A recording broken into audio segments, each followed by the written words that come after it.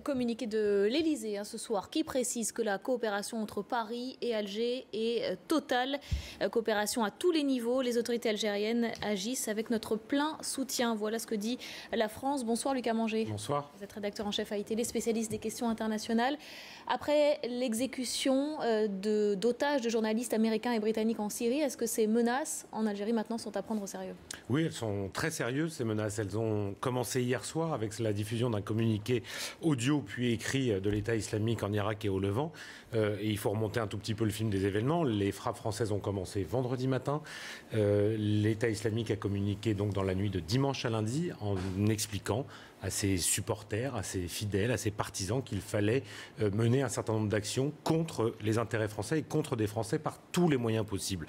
Alors on ne va pas rentrer dans les détails de ce qu'ils ont expliqué, ce sont des détails assez horribles sur la manière de tuer des gens, mais clairement les dirigeants de l'État islamique ont expliqué et demandé à leurs partisans d'entrer en action contre la France, après l'avoir fait évidemment contre les Américains qui avaient commencé les frappes en Syrie et en Irak déjà depuis le mois d'août.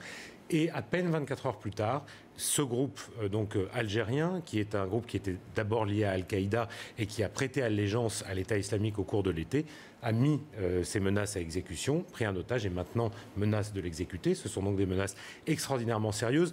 Et effectivement, on peut craindre un certain nombre d'actions sur le territoire français, mais il ne faut pas oublier qu'il y a beaucoup d'intérêts et de ressortissants français ou ayant la double nationalité au Maghreb, et au Maghreb où il y a beaucoup de partisans de l'État islamique. C'était donc l'un des endroits où on pouvait craindre qu'il y aurait des représailles assez rapides de l'État islamique. Et ça n'a pas manqué. En moins de 24 heures, ils ont pu le faire. Lucas, ce soir, le Quai d'Orsay appelle tous les ressortissants français à une extrême vigilance dans une trentaine de pays. Le Maghreb, l'Afrique, le Moyen-Orient. Ça veut dire que dans toutes ces zones-là, les Français ne sont pas en sécurité? Oui, en même temps, le ministre de l'Intérieur dit qu'il ne faut pas avoir peur, donc il ne faut pas céder à la panique. C'est le message général qu'essaie de faire passer le gouvernement français.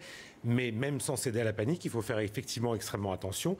Et la preuve, c'est ce communiqué du Quai d'Orsay qui signale qu'effectivement, dans un certain nombre de pays, très nombreux aujourd'hui, il y a des partisans de l'État islamique. C'est ce califat qui a été créé le 10 juin avec la prise de Mossoul en Irak est quelque chose qui a une vraie réalité pour de très nombreuses personnes et qui veulent entrer dans une confrontation réelle avec le monde occidental. C'est donc une mesure sérieuse et après avoir dit ce matin que la France n'avait pas peur et qu'elle avait pris un certain nombre de mesures, des mesures réelles et on verra si elles sont efficaces, mais en tout cas, il y a une mise en garde dans le monde entier. Merci Lucas. Et vous le rappeliez, il y a donc eu ce matin un appel, on peut le dire, au meurtre.